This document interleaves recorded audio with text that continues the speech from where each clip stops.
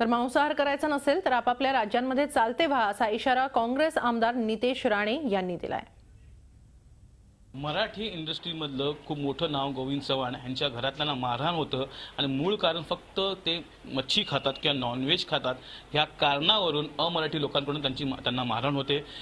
हे प्रकरण चिघळतं आणि अनेक राजकीय नेते इथे हजेरी लावतात, परंतु अजूनही पोलीस तक्रार झालेली नाही आहे।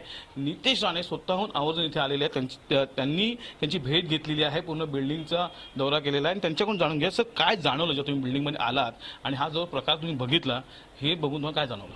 कुठल्या कायद्यानुसार हे करतायत? आम्हाला थांबवण्याचा ह्यांना अधिकार काय? बिल्डरनी अधिकार दिला, कायद्याने अधिकार दिला, पोलिसांनी अधिकार दिला, यांनी सांगावं। काल रात्री घटना घडली, अक्षरशः एका पोलीस हवालदाराला किंवा पोलिसाला मारलं जातं, तरी पण आज संध्याकाळ 6 वाजले तरी पण पोलीस साधी एनसी घेते। म्हणजे हे काय चाललं हे मला सर्वात आश्चर्य वाटतं। राजकीय दबाव वाटतो नाही, राजकीय दबाव असेल किंवा समाजाचा दबाव असेल, कुठलाही असेल, पण महाराष्ट्रात आम्ही खपून देणार नाही। तुम्हाला हे करायचं असेल ना, आपल्या आपल्या राज्यामध्ये जा, तुम्हाला तिथे नॉन व्हेजिटेरियन नको तर तिथेच खा, किंवा पाहिजे तर ते शाकाहारी जेवायचं ते तिथेच जेवा। आमच्या इथे नाटकं करायची नाही आणि आम्ही काही खपून घेणार नाही।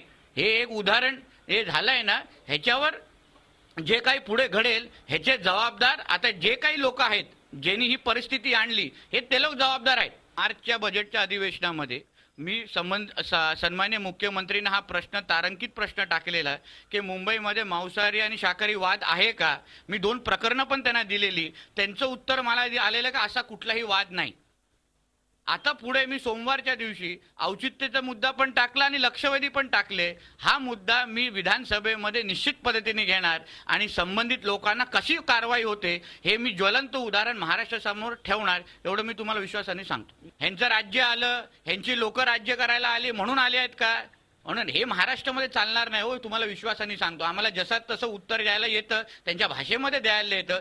ते अगर आमच्या घरापर्यंत येऊन आमच्या आया बहिणीला धमकवत असतील तर त्यांनी पण त्यांच्या स्वतःची सुरक्षतेची काळजी घ्यावी, एवढं मी तुमच्या माध्यमातून त्यांना सांगतो।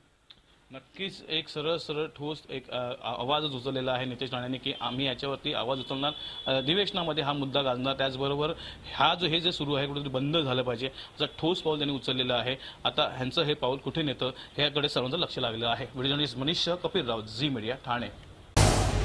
झी 24 तास रहा एक पाऊल पुढे।